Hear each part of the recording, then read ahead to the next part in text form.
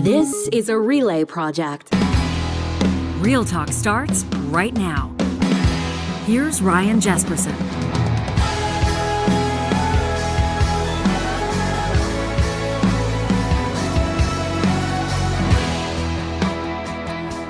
Alberta Premier Danielle Smith wants Justin Trudeau and the federal government to stay out of her backyard. That's what she's calling new legislation, Bill 18, the Provincial Priorities Act, that could have sweeping implications on how federal dollars flow into municipalities for things like housing, on how things like post-secondary research is funded.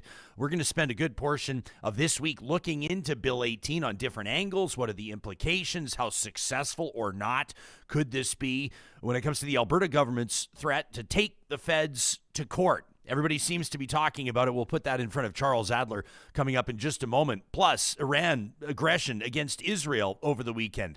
Former President Donald J. Trump appearing in court today as jury selection begins. This is the first criminal trial in American history when a former president is there defending themselves. We're going to get into the implications of that. Plus, I'm going to ask Charles to circle back on our Real Talk Roundtable from just a few days ago, the Canadian Future Party. Is there room in the political landscape, federally speaking, for another party, a centrist party? Could it possibly succeed? We'll get Chuck's take on that. Plus, positive reflections presented by our friends at Kuby Renewable Energy. The Google Maps photos you just need to see. I promise they're going to make your day. This episode of Real Talk wouldn't be happening without the support of Rello. That's Alberta's best real estate school and the best place to start your career. If you're interested in working for yourself, you like the idea of unlimited earning potential, and heck, the idea of helping folks find their dream home floats your boat. That's something you could get excited about. You're going to want to check out Rello. It's real estate learning online for the bold and ambitious. Now, there's options out there, so why choose Rello? Well, they've got high exam pass rates. They've got flexible online learning. They've got a ton of industry-leading instructors, and the support doesn't stop once you've written your exam and got your license. As a matter of fact, they want to see you succeed, and so they continue those relationships into your career as you take that first step toward financial and career independence. Pretty cool opportunity as well for Real Talkers if you use the promo code Real Talk, all one word, Real Talk, when you get started at Rello.ca. That's Relo.ca. They'll knock 20% off the price of any course. That's the promo code Real Talk at Rello.ca. Charles Adler, an Emmy Award-winning talk radio legend, and of course, our dance partner, the first episode of every week. It's nice to see your face again, pal. How was the weekend? How did everything go? Everything went fine, but everything on the weekend is all about this. This is the hour. This is the Grey Cup. This is the Stanley Cup. This is the Super Bowl. And speaking of sports, let's congratulate the national women. Yeah. Terrific skaters, terrific shooters, and a gold medal for Canada. Yeah, world champions. Absolutely fantastic stuff. And a week away from the start of the Stanley Cup playoffs. There's a lot of stuff going on. People are paying attention to what's in the news, what's happening in sports, what's happening in politics and pop culture. We try to wrap it up with you and sort of get the week started off on the right foot with a good amount of understanding here. Cool with you. Why don't we start with Alberta politics? Because I think it's safe to say people across the country are going to be paying attention to what happens with this Bill 18, technically called the Provincial Priorities Act. But Danielle Smith is introducing it as the "Stay Out of My Backyard" bill. She wants to see the end of deals directly with the feds and municipalities, feds and post-secondaries. She wants the province to have a say where and how the money flows. At the top level, what are your first reactions? Well, it is the sort of get off my frickin' lawn bill. And Danielle Smith, regardless of what I may think of her substantively, she is a national rock star, and her star is rising. Part of the reason her star is rising is because we've got this anti-woke kind of cultural counter-revolution going on all over the world, including Alberta, including the rest of Canada, and Danielle Smith is one of the stars of that. But in terms of the substance, this may be once again feeding into the Naheed Nenshi narrative, which is that Danielle Smith wastes a lot of time and a lot of money picking fights with the feds, fights that aren't terribly entertaining at the court level and aren't terribly substantive. And you really have to wonder as far as the municipalities are concerned, who just want their roads fixed and just want their infrastructure and just want their just need a lot of stuff.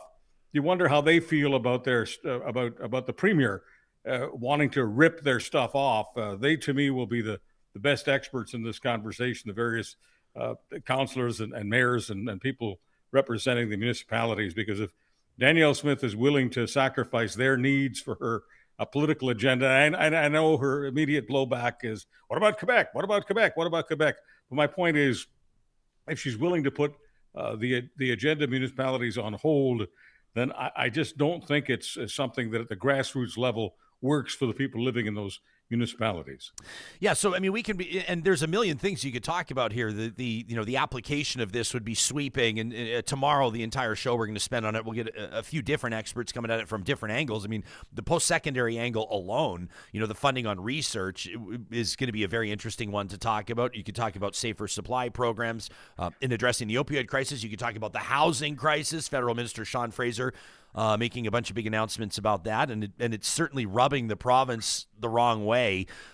Interesting appearance by the Premier. Why don't we roll this?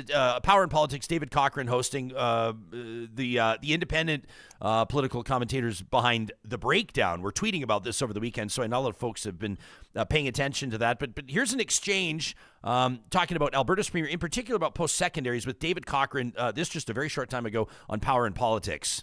I have been given enough indication that the federal government uses its power through researchers to only fund certain types of opinions, certain types of researchers, and I don't think that's fair either. I think we need to be able to have a balance in our university if we're going to have a robust, free, and democratic discussion about all issues. But the national research councils are depoliticized, right? It's a jury of academics or peer-reviewed, and they make the decisions through application on research grants going to university, and it's all posted publicly, so you can see what's there. But you don't have confidence in that system? I have heard enough from some of our academics about how difficult it can be to be able to access some of that funding. So we just want to do a review, and we want to just see if there's some way that we can make sure that we maintain the environment at universities, which there should be, which is that all people from all political perspectives are able to engage in a robust debate and have a robust research agenda. I can feel some researchers at the University of Calgary, the University of Alberta, and places in your province getting anxious with that, because the universities have agreements straight with these granting agencies. It's meant to be independent to fund research that is protected by academic independence. I mean, well, what kind of a role do you see there for you? I guess if we did truly have balance in universities, then we would see that we would have just as many conservative commentators as we do liberal commentators. Out of our journalism schools, we'd see just as many conservative-minded journalists graduate as we do progressive-minded journalists graduate. We don't see that. And so that leaves me to be concerned that we're not fostering the kind of environment that allows for balance, because we need to have balance. If we're going to have a balanced discussion in the broader public sphere, it begins at the universities. I get that, but that would be an issue with campus culture, which is funded by provincial governments. This is like medical research and scientific research and humanities research that is not necessarily determining the makeup and composition of the people who work at a particular I guess university. We'll see. That's why we're doing the review. We want to see what kind of things are being funded, and if there are any areas that are problematic, we'll have to keep that in mind as funding agreements are renewed. So that's Danielle Smith with David Cochrane on Power and Politics.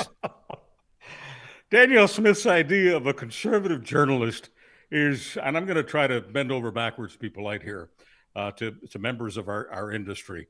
But for God's sakes, it's the worst kept secret in Alberta that her idea of a conservative journalist is a mindless bingo caller throwing her softballs on these radio and TV infomercials that she loves to do. I mean, she's a control freak. And the best way to control the conversation is not to have a real conversation, just to have those softballs coming and for her to say all the things some of the things that you just said with David Cochrane, where she says, answering a specific question about academic freedom and about the kinds of people that are being given grants. And she's doing some academics have told me, I mean, that's on the intellectual substances level of the Donald Trump saying some people say this and some people say that. That's what drunks at the bar say. That's not a CEO of a company, CEO of a union, CEO of a province, for goodness sakes.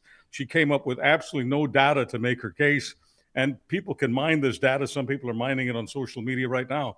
And guess what? They're finding out that the Research Council is giving an incredible amount of money to business, to academics involved in individualistic research. The point is that this idea that the Research Council is funding people who have imbibed the Communist Manifesto is nonsense. I mean, I get, once again, it appeals to the base, and she's only talking to people of certain beliefs, and beliefs don't require facts. But I'm not here to have a religious conversation.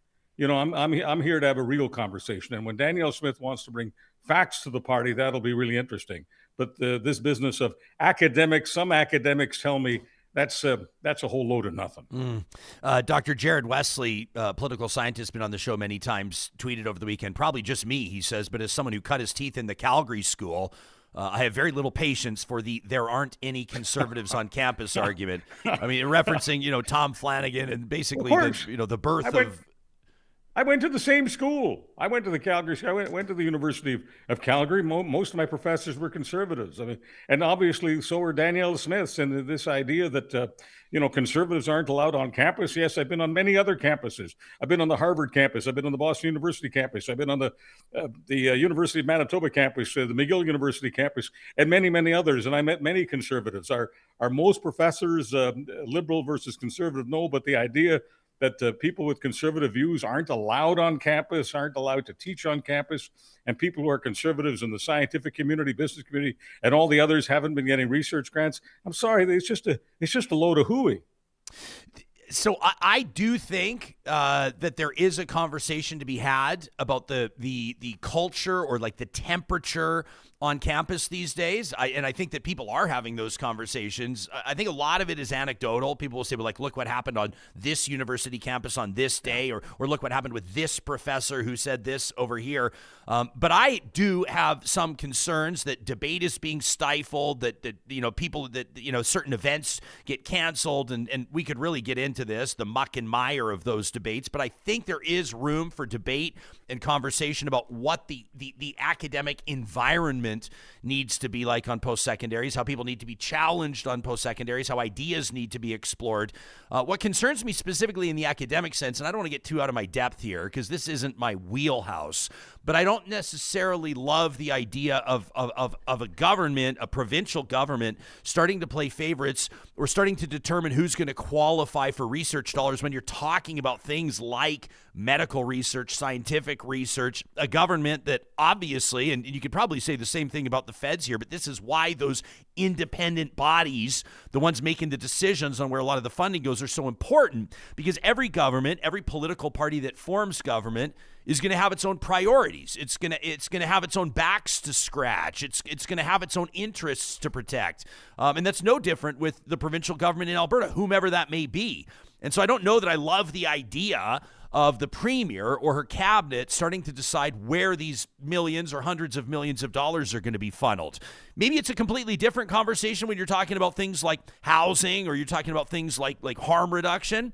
But even there, you start looking at, well, who's the favorites? What jurisdictions elected more conservative MLAs? What jurisdictions, like the city of Edmonton, for example, basically shut out conservative MLAs? And how might a government, punitive would be the heavy word to use, but in other words, with in the context of kind of like political nepotism, how might a government disperse even things like housing funds? And it's a fair question, and it's a question that people should be asking. Thought it was interesting to see the Prime Minister over the weekend basically say, get out of the way. He's not backing down from this, regardless of whatever political costs it might be. He's obviously done the math on his own end. Look, Danielle Smith and others have always wanted to make the case that the federal government plays favorites, that if the federal government is liberal, that it will be more generous with those provinces that elect liberals as opposed to those who don't. But her case completely falls apart on the level of hypocrisy when the hypocritical premier clearly punishes Edmonton politically. You've got the numbers. You've got the numbers on what Edmonton needs and what Edmonton doesn't get.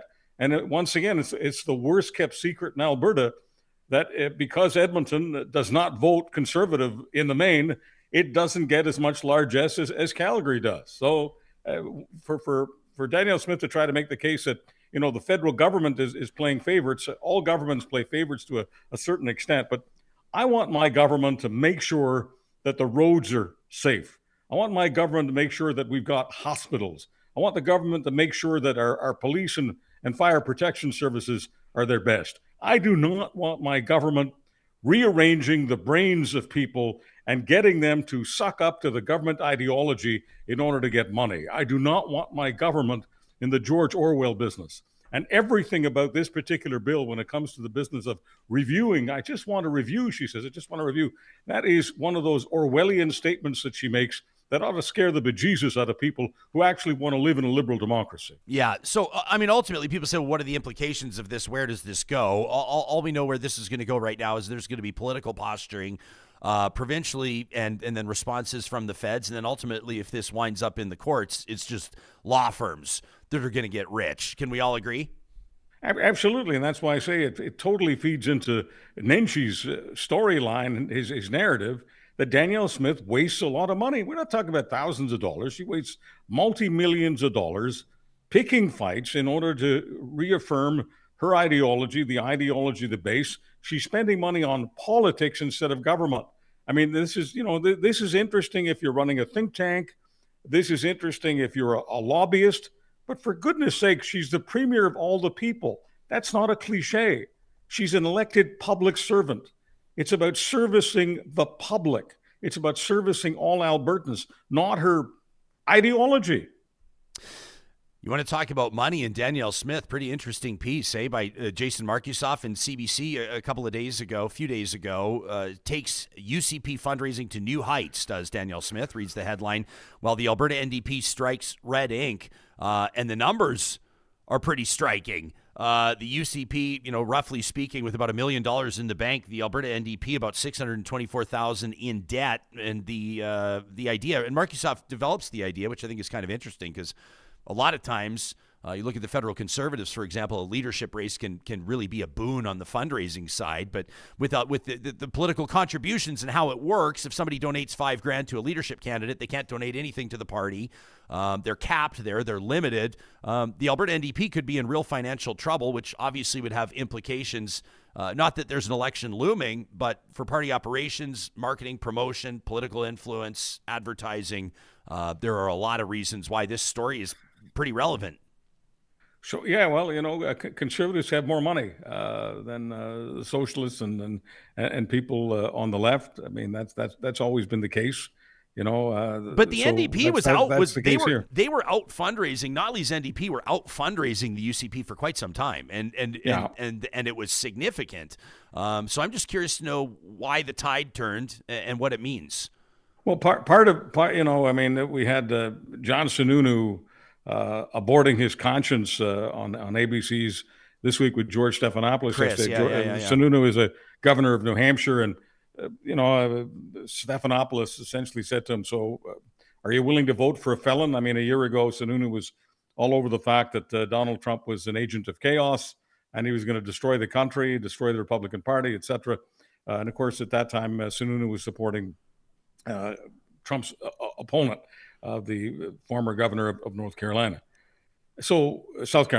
So that's what he was doing less than a year ago. And yesterday he was saying, well, that doesn't matter what happens to Donald Trump in court. It doesn't matter what Sununu has said in the past. He's a Republican and he's going to vote for the Republican candidate regardless. And of course, Sununu looked like a guy who was all about politics and not about public service, not about conscience, not about the Constitution. But in all of that mess, Sununu said that there was a revolution going on, a counter-revolution, an anti-woke revolution.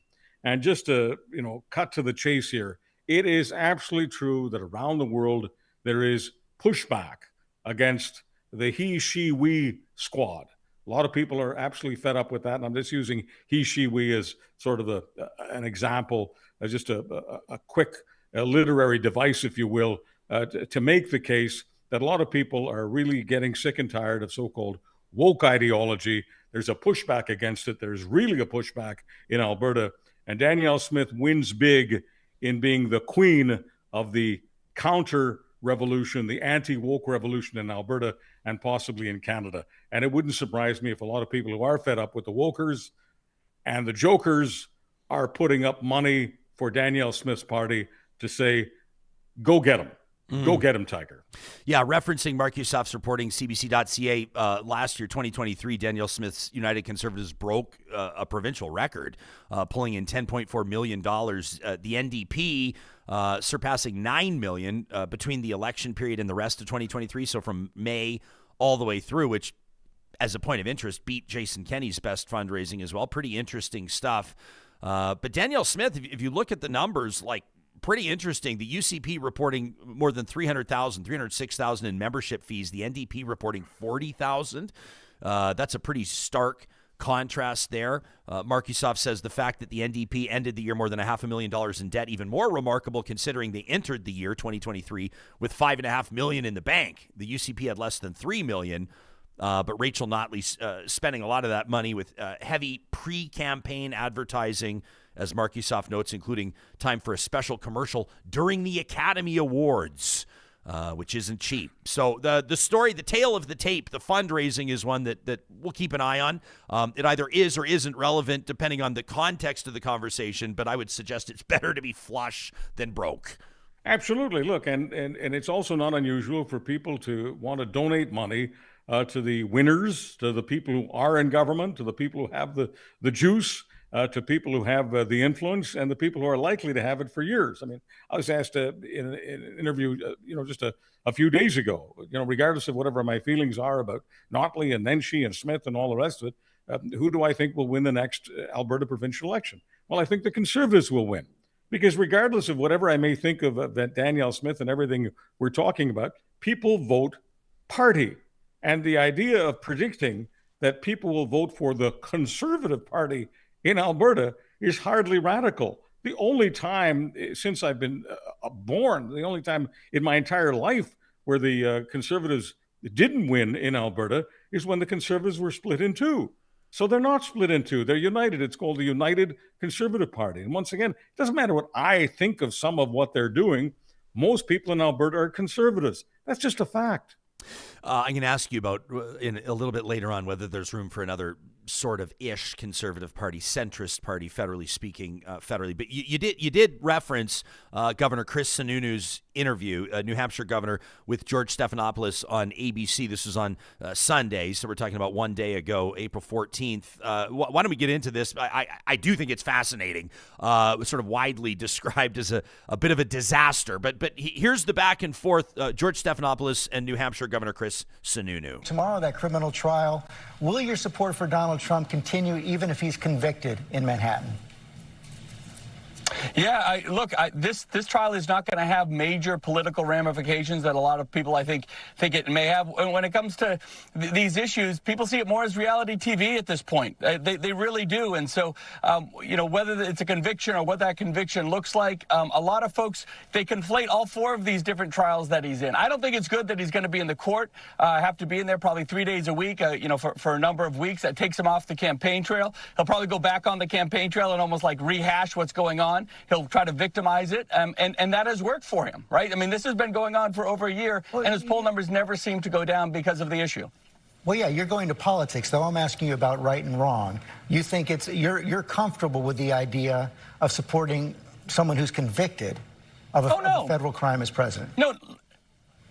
I don't think any American is comfortable with any of this. They don't like any of this, of course. But, I mean, when it comes to actually looking at each of these trials, as they kind of take place, whether it's this year or next year, or as they kind of line up, right now this is about an election. Right? This is about politics. That's what people are judging this on. And the ultimate, decision will be in November to see where people. So it's just politics. It's all politics. In a way, he's not wrong. We can choose in this world to be pundits, or we can choose to be moral leaders. So it's fine to do pundits. It's fine to say, here's what the polls say, but here's what I think. And that's why I think that what you and I do has an audience, because we tell people both. And just like a few moments ago, I said, regardless of how I may feel about Notley and Nenshi versus Smith, I think most people vote conservative, and I don't think that's going to change in the next couple of years. So it's the same thing here. The polls say that Donald Trump is ahead. We've been talking about that for a while. But on a question of character, on a question of the Constitution, Here's a politician, Chris Sununu in New Hampshire, who basically is getting the question that no politician wants. Are you a whore or a moral leader? And he's basically saying, I'm about the politics. I'm about being a Republican. But when you say that, you're selling out the Constitution for your party. You're basically saying that your party and your party affiliation is more important than your citizenship, more important than your patriotism. That's not a box that any politician wants to be in, and that's the box that Chris Sununu was put in yesterday with George Stephanopoulos. So for folks not paying the closest attention to this, it is the first time in history that a former American president has faced criminal trial, about 34 charges, I think, relating to alleged hush money payments, including to a porn star ahead of the last presidential election. One thing that Sununu is not wrong about is that, regardless of or in spite of all of the talk around this and the coverage around this, Trump's support has not wavered. In some circumstances, it's actually grown. Why do you think that this trial will be significant? I think this trial will be significant because this will put the George Stephanopoulos question to every American. What's more important to you? How popular the president is, how much some of your friends and neighbors and loved ones like this guy, or the Constitution, which, of course, is all about democracy and the rule of law. And I get that some people say that he wouldn't be prosecuted at all if he wasn't Donald Trump. He wouldn't be prosecuted at all if he wasn't them. But the thing is, if you go into the entrails of all the charges, all of the allegations, and all of the things that Donald Trump has said on tape, it's really difficult. I mean, it's really difficult to look at January 6th and not think that Donald Trump had not just something, but a lot to do with an attempted insurrection. And as Canadians, we just simply have to ask ourselves, how would we feel if the leader of a political party wanted not the convoy business? So much of that was just amateur crap, okay? Yeah, it was a bloody nuisance. But I'm talking about the kind of thing they had on January 6th. How would we feel if the leader of a political party, and in this case, he was the president at the time, so how would we feel if the prime minister himself, in order to try to stay in power, was inspiring, I'll use a nice word, was inspiring an illegal insurrection, inspiring people to commit violence, to actually commit violence on Parliament Hill and threaten the lives of people who are elected public servants. I don't think in Canada anybody who did such a thing would ever be considered. Am I trying to say that we're morally superior to the Americans? No, they've got a different system. But I really think, having lived in the States, and yes, having been a big supporter of the Republicans in the States, I would have an impossible time voting for Donald Trump as president. I may not want to vote for the Democrat. I may write in someone else. I don't think I'd stay at home. I'd find that impossible. But the idea of voting for Donald Trump, if he's a convicted felon, I'm sorry, I can't go there. So jury selection as we speak, and we'll obviously continue to keep an eye on this trial. When we come back, I want to ask you about the future of conservative or centrist politics in Canada. I want to ask you about Iran's aggression against Israel as well. The Americans, Joe Biden says they're not getting involved no matter what. What are the implications there? This is one that I think makes everybody nervous once Iran starts getting involved. More with Charles Adler in just a second. You know that Friesen Brothers, we talk about our partners here that make this show possible, just opened the doors a few days ago on their brand new West Edmonton location. That's Friesen Brothers Glenora. And we love this note we got from Brian, who says, I just got back from the new Glenora Friesen Brothers. Says, Jespo, Johnny, it's all your fault. He went on a shopping spree there, Johnny. He says, I'd been to the Friesen Brothers in Stony Plain before. I've been waiting for this one to open ever since. Beautiful store, great staff.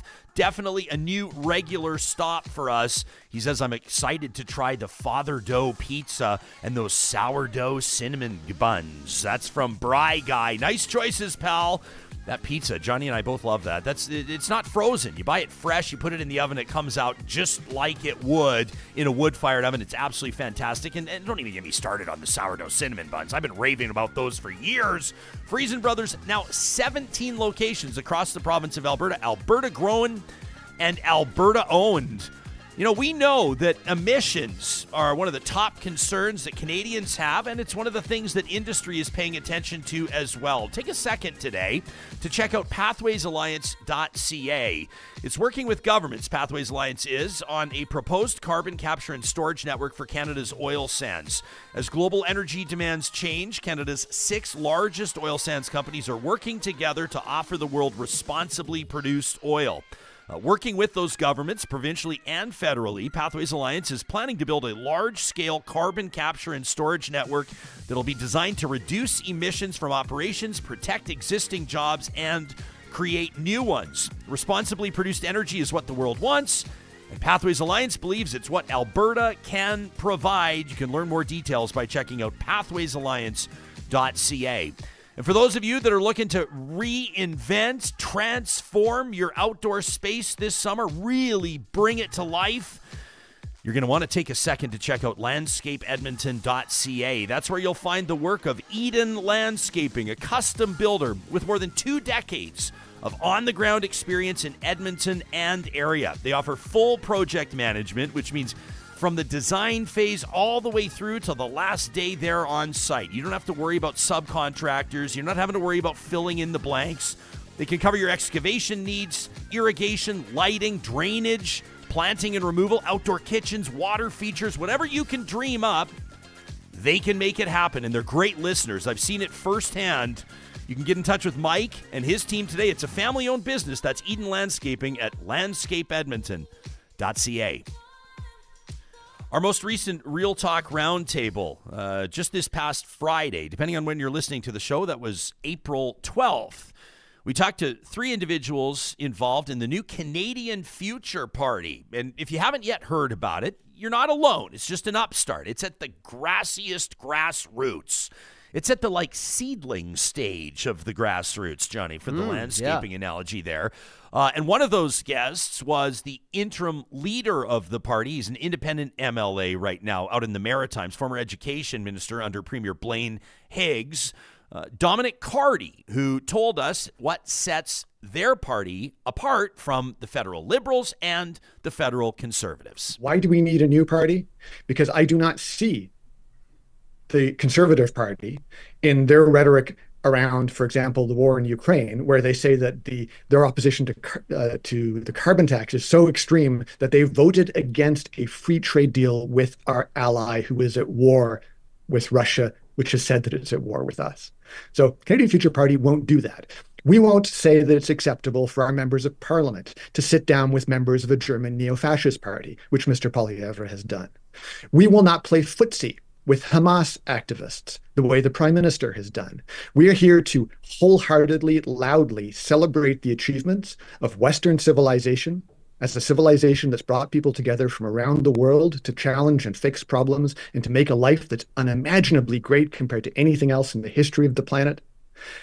That is how we are going to do things differently. We're going to be proud of our country's past, honest about its flaws, and rather than focusing on the endless apology tours that our Prime Minister is so fond of, actually talk about fixing problems. That was Dominic Cardy, interim leader of the Canadian Future Party. Chuck, you think there's room for these guys on the political spectrum? They say that they're going to run candidates in by-elections coming up just months from now. What are your initial thoughts? Well, my initial thoughts are he's a very, very interesting guest, and he's an interesting pundit and perhaps an interesting columnist and maybe someday a party leader. I don't know. But I just know that the political business is all about big brands, no different than the detergent business, the beauty business, the broadcasting business. It's going to take a lot of money and a lot of top-level candidates and a lot of access to media for another party to be formed.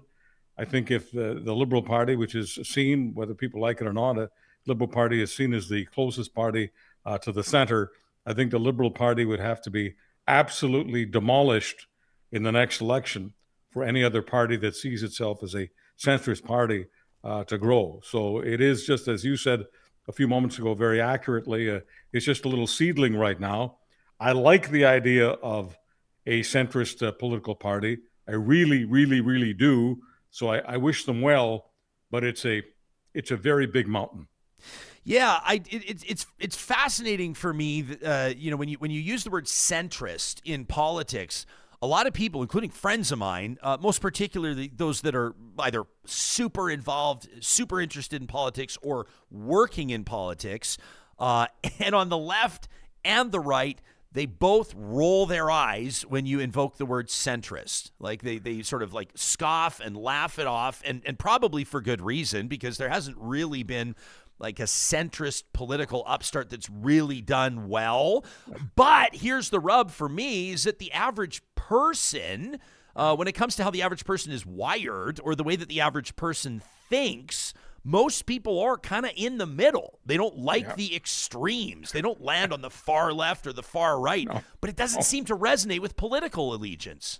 Because politics is irrational. So here it is. On the one hand, you're saying rational people are in the middle. Rational people understand that some ideas that are from the left are the right ideas, and some ideas from the right are the right ideas. That's how rational people, most Canadians, are. However, politics is not irrational, not rational at all. Politics is highly irrational. Politics is highly emotional. And the people who drive politics, the so-called activists, are usually left of center or right of center. It's very, very hard to find a real centrist activist. I mean, have you ever tried to, get thousands of moderates to a rally? Moderates don't rally. They do vote, but they end up voting center left or center right, because that's how the system is. And by the way, that's the system that exists in every single country. This discussion that we're having about why can't we have a powerful centrist party? Find me a country with a powerful centrist party. It's just it's eminently rational. If we just put it through some sort of artificial intelligence program, I'm sure we could come up with something. But in the real world, not the artificial world, not the theoretical world, in the real world, most people who are highly, highly political are left or right of center. I just and I brought up the example of reform. And what Preston Manning accomplished. I mean, this amid, like, sort of, if you look at what the political landscape looked like at that time, Brian Mulroney's Conservatives were losing some support. People were choked about Meech Lake. People were choked about the GST. And then Manning comes in with a lot of like hype and fervor and that kind of that Western alienation drum, which can bang quite loudly, as you know. It's we led with it today. For that matter, but that was the thing, is it was, and I'm not saying there was no substance to what Preston Manning offered, but there was a lot of angst, and there was a lot of like existing support and existing sentiment that he skillfully tapped into and quickly built reform into a serious player. Obviously, the official opposition and a big part of where the Conservative Party of Canada ultimately would go, right, with the merger. Now, I think it's a tougher assignment, to get a bunch of people sort of like rationally, moderately, sort of middle ground to sort of try to knock off the big political parties, where you'll have, Pierre Poilievre and what he's doing with obviously a ton of momentum. And then you'll have the federal Liberals that are going to present themselves as the, kind of like the anti-Poilievre, the stable government. As an aside, I got an interesting, political flyer in our mailbox over the weekend. Our member of parliament in Edmonton Centre is Randy Bosno. He's one of the few Alberta Liberals, and obviously a cabinet minister. You know what it said? I wish I had it in my hand. It says on the back of the bill, it says, "I will stand up to Danielle Smith and Pierre Poilievre," which is, I will fight back. I will stand up to these two, which I thought was interesting messaging from someone who's in government, who's a cabinet minister. So there's the dynamic, right? You've got like Poilievre and all the momentum. You've got the Trudeau Liberals trying to hang on. Whether they can or not remains to be seen. My guess is no, but we'll see. There's lots of runway between now and the federal election. So to try to grab people's attention, let alone fundraise, let alone pull votes away, important votes away from those two political parties, if you want to call them the legacy parties, so to speak. I never want to bring people in and tell them that, their vision has no chance, that they might as well not try. That's not my spirit when how I approach, democracy and involvement in democracy. But I don't know that there's, I think tapping into angst and anger and real heavy conviction is one thing. I think trying to ask everyone to kind of be moderate and meet in the middle, although that works in like the workplace, it works in families, it works in friend groups, it doesn't work in politics. In the real world, we insist on that. Yeah. I mean, in the real world, I mean, do we really want some blowhard with a bunch of conspiracy theories and all that angst and all that emotional stuff? Do we want that person in our faces when we work? Do we want that person in our faces when we're just, at a Christmas party? Do we want that person in our faces, when we're married? I mean, no. I mean, this is, this is the stuff of political entertainment. And that's what most of politics is. Most of politics is TV. Most of politics is what we're doing right now. It's difficult to have really fascinating conversations, but people are in the center. But listen, I'm a Canadian, Ryan, just like you. And ultimately, the only way to really explain something is to find a hockey analogy. And when it comes to hockey, most of the emotion, most of the pain, most of the brawl is in the goal crease area, not center ice. Want to turn our attention to an international story, maybe the international story right now is the Americans and the basically the UK, the political leaders in France. I mean, the UN Security Council, for that matter, are all urging Israel to basically take it easy after an escalation over the weekend, Saturday night, our time, as Iran launches an unprecedented large-scale drone and missile attack, about 300 projectiles, it's estimated, fired toward Israel in a big aerial attack overnight. It's in retaliation, so say the experts, for a suspected Israeli airstrike on an Iranian diplomatic complex in Syria. So it brings this, as people have described it, kind of a shadow war between these two sides into the open. People are wondering and concerned, obviously, about the implications of a full-blown regional conflict. Like I said, Joe Biden, probably the most significant voice in this one, is urging restraint, and Israel says the Americans will not get involved in any aggression against Iran. What's different about this, and what's, maybe some of the key details that you're focusing on or paying attention to?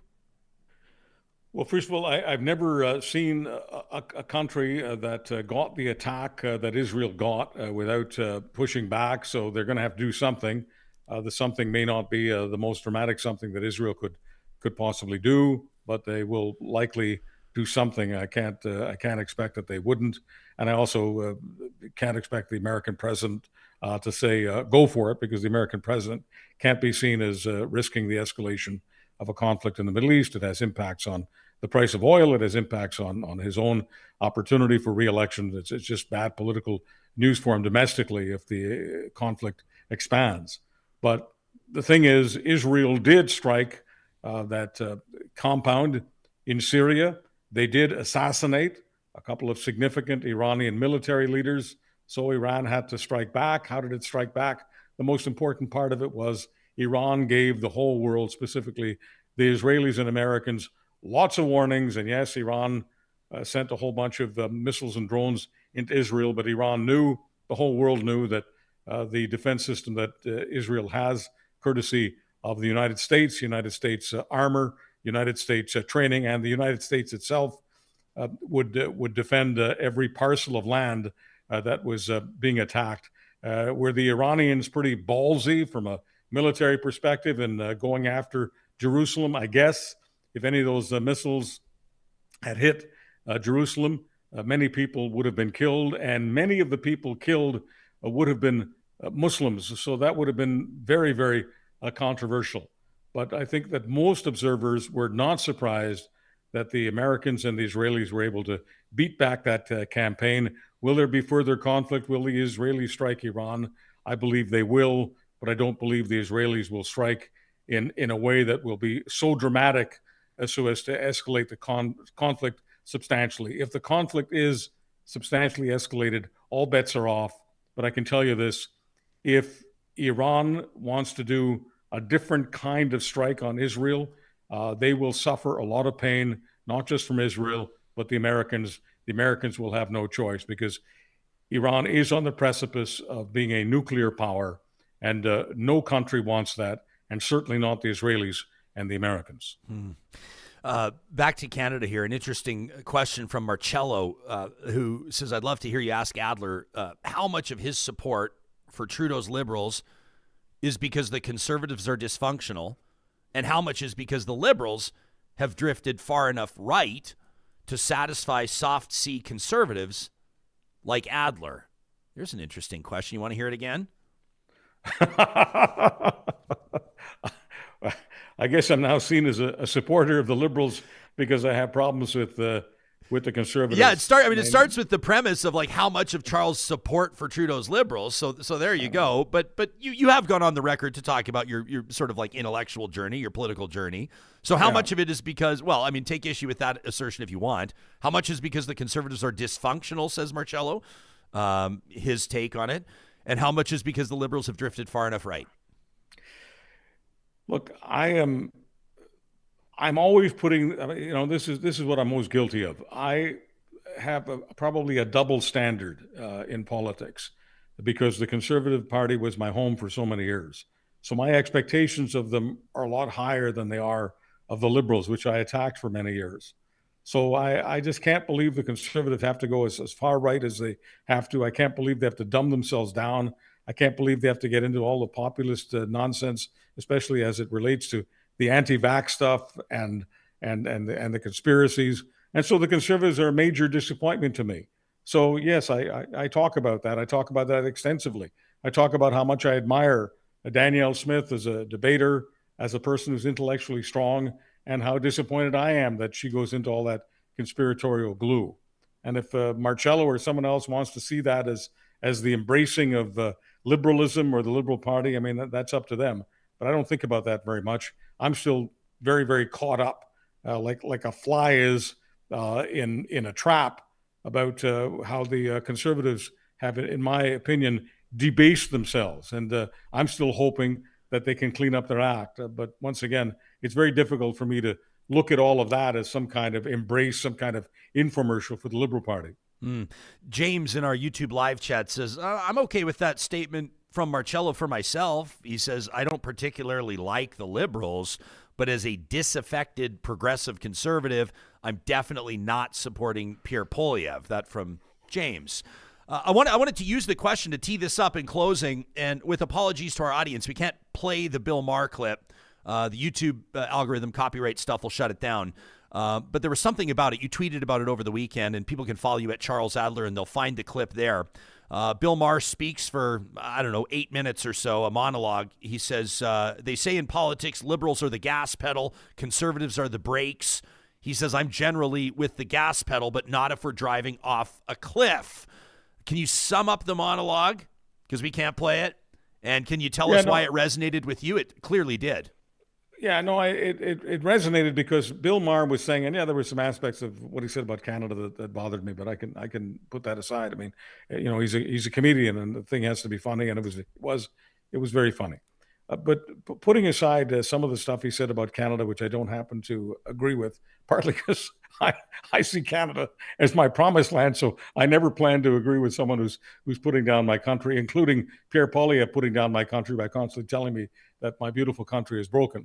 So essentially, Bill Maher is saying that the left has gone too far left, and he's particularly focusing on the woke stuff, as I said earlier in this podcast, the he, we, she business. And I think a lot of people have gotten really tired of it. I know I get tired of it. I know when people say to me, Chuck, on your Twitter, why don't you mention that you're a he, him? Stop. It's nonsense. It's foolishness. I don't have to be Jordan Peterson to be irritated and annoyed by that. And yes, so many liberals do become liberals, NDPers, whatever you want to call them. So many people on the left become really annoying when they don't just present their perspective, but they tell you that if you don't agree with their perspective, then you're a racist or a homophobe or a misogynist or whatever. That's an intellectually porous way of arguing. It's juvenile. And so for Marcello, who thinks that I've become, a poster child for liberals, I'm sorry. There are a lot of things about liberals that annoy me, and some of them are what Bill Maher talked about in his monologue. And yeah, it resonated. And Bill Maher was essentially saying that many liberals are moving the middle to the right. And essentially his punchline was all about Trump. Bill Maher doesn't want Trump to get elected.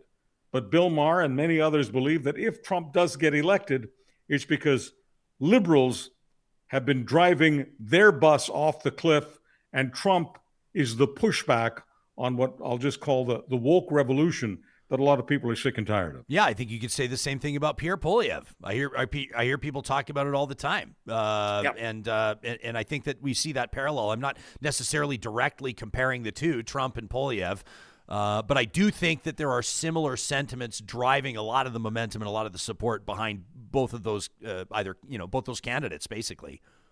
Ryan, there are right of center people who are winning big in places like the Netherlands, for crying out loud. Mm-hmm. Right of center people for the first time are starting to win in the Norways and the Swedens. So this is a worldwide phenomenon, no different than worldwide inflation. And the average person who is, I still believe, a person in the middle, the kind of person you and I are talking about, the average person doesn't want to be told what to think, and doesn't want to be told how to think, and doesn't want to be told that if they're not thinking along the same lines and spouting along the same lines, that there's something wrong with them. That feels like authoritarianism. Now, the irony here is that people are responding to left of center authoritarianism by voting for right of center authoritarianism. That's not going to make any of us happy, but I would be very unhappy if I didn't level with you and simply look you in the eye and honestly tell you that the left has pissed off a lot of people. I agree. And people talk about pendulums swinging and the political implications of it. And I mean, ultimately, we'll see what that looks like. The next time Canadians go to the polls, we'll see what it looks like in November in the U.S. Not to boil down entire elections to this one issue, but I do think it's a contributing factor. I encourage people to check out that monologue on your Twitter. Leave a comment there and let us know what you think about what Chuck and I have been talking about. Talk@RyanJesperson.com is our email. We're going to get to one from Ron in just a second, but first we will bid adieu to the Titan of Talk, as we call him, the Emmy Award winner, Charles Adler. We'll talk to you again in a week, pal. Thank you, Ryan. Thanks for doing it. We'll get to Ron's email in just a second. It goes back to that Get Out of My Backyard bill, which is what Danielle Smith is calling Bill 18, the Provincial Priorities Act. First, we'll let you know that this conversation is happening with the support of our friends at California Closets, who have one mission in 2024, and that is to help you get organized. Help you take advantage of the expertise that their team has in custom closets and storage solutions for the entire home. Make the most of your space with their custom organizational systems. Number one, you got nothing to lose by requesting a free consultation. Check in with their design team. Let them know where your biggest, let's say, organizational deficiencies are. For some of us, it's the laundry room. For some of us, it's the home office. You can't find your phone charging cable. You don't know where your pens have been. You just keep buying new ones. Maybe you got wine glasses cluttering the kitchen, or maybe your entertainment center is just the TV sitting on top of a bunch of boxes. California Closets, their team of designers, their team of installers, the best in the business. And again, it all starts with that consultation. You request it for free at californiaclosets.ca. If you're looking to school up, if you're looking to level up your understanding of the world around you and prepare yourself for success in the job market, Athabasca University is ready for you. It's Canada's open university. That's why tens of thousands of Canadians have looked to AU, because they have world-class accredited online degrees and courses designed so you can complete your education wherever and whenever it works for you.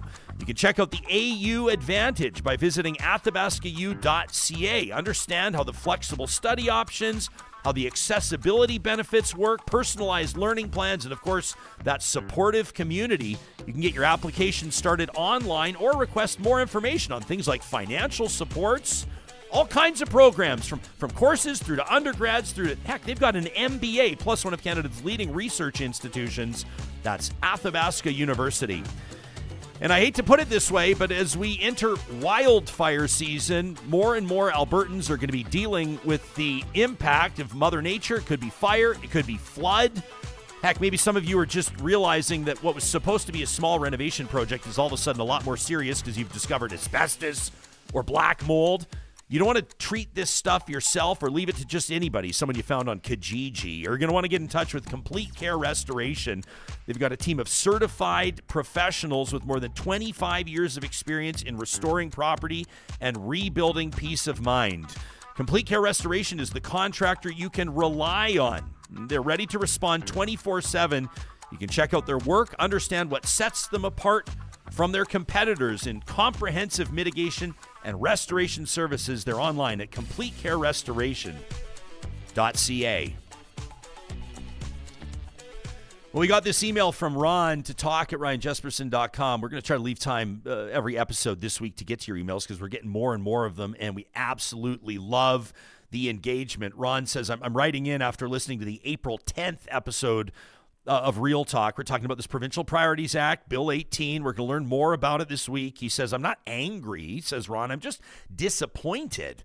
I don't agree with the United Conservatives' decision. Danielle Smith picking yet another fight with the feds. Ron says, now I'm a political unicorn in this province, and I get it. Personally, I hate seeing my tax dollars go to yet another frivolous litigation campaign, or at least toward threatening one.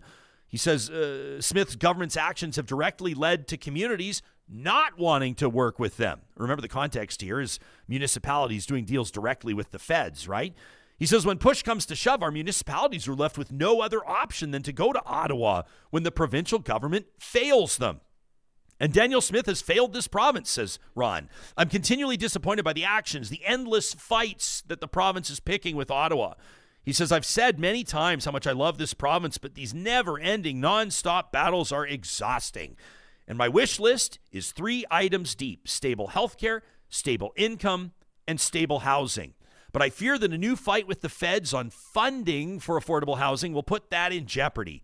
And thinking back to January, it took Edmonton declaring a housing emergency to take notice of the struggles that our city's been subjected to.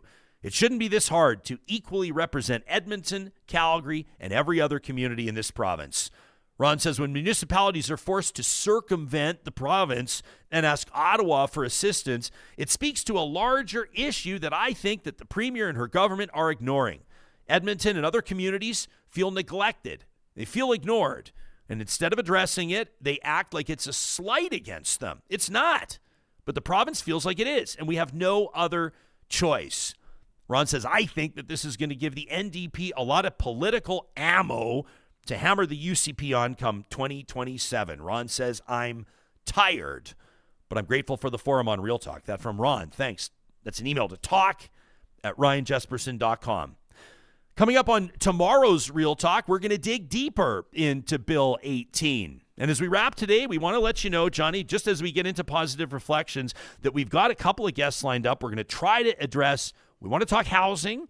We want to talk research at universities. Mm-hmm. We want to talk about all the different ways that this legislation could impact people. So we always want to give you the heads up as the audience. If you have a specific question about this, or if you have a specific point, like maybe an issue lands a little bit more heavy with you because you're directly impacted. Maybe there's a point that you'd like to make that we haven't made on the show. We encourage you to provide your feedback. This is the people's show, and you know where to find us. Talk@ryanjesperson.com is the best because it'll be there in our inbox ready for us. But we also thank those of you that leave comments on our TikTok, Instagram, and Twitter posts every single day. We got a whole bunch of them. Hey, I see that our TikTok is getting right up near 10,000. Aren't we just a couple of hundred shy? Yeah, thanks to all our followers. Yeah, it'd be nice if we could get our TikTok at Real Talk RJ to 10,000. Why don't we say by the end of the week? That'd be nice. So if you're on TikTok, go ahead and give us a follow.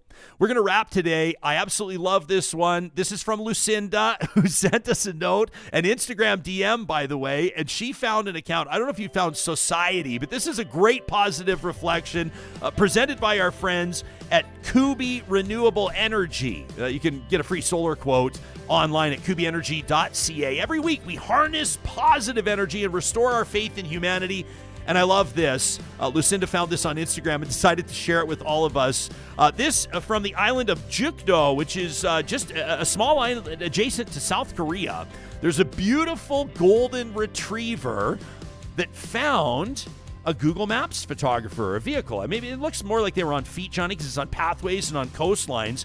But this golden retriever started following and running around with the photographer for Google Maps on the island of Jukto. And so check this out. If you take a tour on Google Maps through this island, you're going to find that in almost every single photo, as a matter of fact, there's more than 1,000 of them, where the golden retriever is in the photo. It's like, where's Waldo? It's like, where's Waldo? And you can check this out online. You can find it on Instagram. We'll actually put the link in the show notes here on podcast and on YouTube. But even more fun is to just go on a Google Maps tour yourself. The island Jukdo, a South Korean island. And we couldn't help but smile till our faces hurt as we saw these photos, and we want to thank Lucinda for sharing that with us. She's a regular Real Talker. She tells us her first submission to Positive Reflections. We were happy to include it. If something made you smile through the week, restored your faith in humanity, filled your bucket, so to speak, we'd love to include it in a future episode of Positive Reflections. Send us an email. Make sure you put Positive Reflections in the subject line. It's proudly presented every week by our friends at Kuby Renewable Energy. As promised, we'll dig into provincial politics coming up on tomorrow. That's April 16th episode of Real Talk, a better understanding of the potential implications of this Provincial Priorities Act. In the meantime, thanks so much for liking and sharing our content. We want to make sure as many people as possible can see these episodes. Thanks for subscribing to us on YouTube through our Real Talk channel, and of course for telling your friends. We'll see you again in less than 24 hours.